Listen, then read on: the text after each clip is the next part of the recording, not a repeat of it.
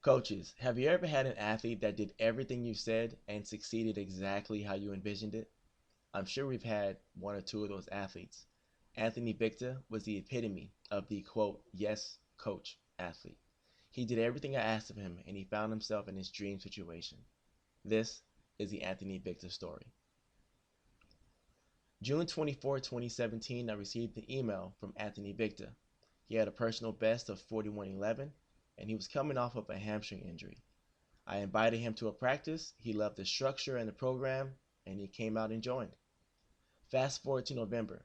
He started jumping and training and bounding, and he looked really, really good. He took every single critique that I gave him, and he's probably one of the quickest learners I've ever had. Now, his first breakout meet was in Claremont, and that boy jumped 44 feet from a short 10-step approach. Then I knew he was going to jump very, very far. He qualified for the Winter Championships, got there, and he was super intimidated. He never really had a big meet where he was supposed to do good. So obviously he sucked that day. At the end of the Winter Championships, that night his mom gave me a call because high school season had started already. They wanted to continue training with me. Before I could decline, Anthony let me know that his school didn't have a jumps coach, and he was usually by himself at practices and meets. Long story short, without going into too much detail, he was able to continue training with me. I was able to manage his practice and meet schedule. And we decided that he was only going to compete in weekend invitationals, which allowed him to compete fresh every single meet. So, with this new schedule in play, we went back to the lab. His first official high school meet was the Laguna Beach Invitational. At the end of round 3, Anthony Victa got bumped down to second place. Some guy was beating him by a few inches. Victor came over to me and said, "Coach, this is my last jump. What do I do?" I gave him my adjustments, and he said, "Yes, coach." On his final jump, he stole the show, the crowd, and the top mark. He set a new personal best of 45 feet 4 inches. Later that night, I watched his video, and I saw that he posted on social media. And I read his comment, and I realized he only jumped from 10 steps. He hadn't even backed up yet. So he was on pace for some really, really big jumps. The next meet, I decided to keep him at 10 steps because we had some technical flaws we had to work on. The thing that kind of sucked was his third meet was the Arcadia Invitational. So that meet we backed him up to 14 steps.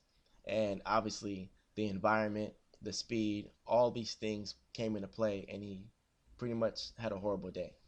But we kept our focus on the long-term success. After that, he went to league, he won league, and he showed up to CIF prelims and easily qualified. Then we got to CIF finals. Our plan for CIF finals was to peak for CIF finals and hold that peak through masters to hopefully get him into state. Everything worked out just as planned. At CIF finals, on his third jump, he was dialed in, his speed looked great on the runway, and he set a new personal best of 45 feet 10 inches. It was exactly what we wanted. Now, fast forward another week, CIF Masters. This time, he was super focused. All those times where he faltered because of the environment, it didn't happen this time. He knew he was going to go to state. On his second jump, he set a new personal best of 46 feet 1 inch. Welcome to the 46-foot club, Victa. That jump qualified him for the state championship. So we got to state, right? And the look on his eyes was that he wasn't supposed to be there. And yeah, he didn't jump that well. But he ended up on his final jump realizing that he had to put something together or he was going to be embarrassed. He jumped 45 feet 4 inches, but it wasn't enough to qualify for the finals. All in all, the 2018 season was a complete success. We took pictures, did all that, but he told me, next year when I come back, I'm not going to mess up. Late summer 2019, we got back to it. The year was a breeze. His off-season progression was looking great and everything was looking smooth. One of our first jump days on the runway in December, boom, the dreaded phrase, "Coach, I pulled my hamstring." One of his jumps, his hamstring was started getting tight. And he was so excited about jumping, he wanted to just push through it. Well, he did, and he hurt his hamstring. So we had that traditional quote, "You have to speak up to your coach at all times" conversation. The hamstring pull wasn't bad, but I pulled him out of the winter season and placed him on a new rebuild program in collaboration with his stepdad Tony, who was his strength coach and nutritionist. Our programs worked perfectly together, and we got Anthony back to a complete, full, healthy outdoor season. His body was fully recovered, and he had a completely new running form to help keep him safe. His first competition, he set a new personal best of 46 feet 5 inches, which led the state for a little while. Victa basically jumped 46 feet every meet after that, even through Arcadia. At Arcadia, he was dialed in, and I can tell the fact that he was dialed in like that, he was destined to go to state and make the podium.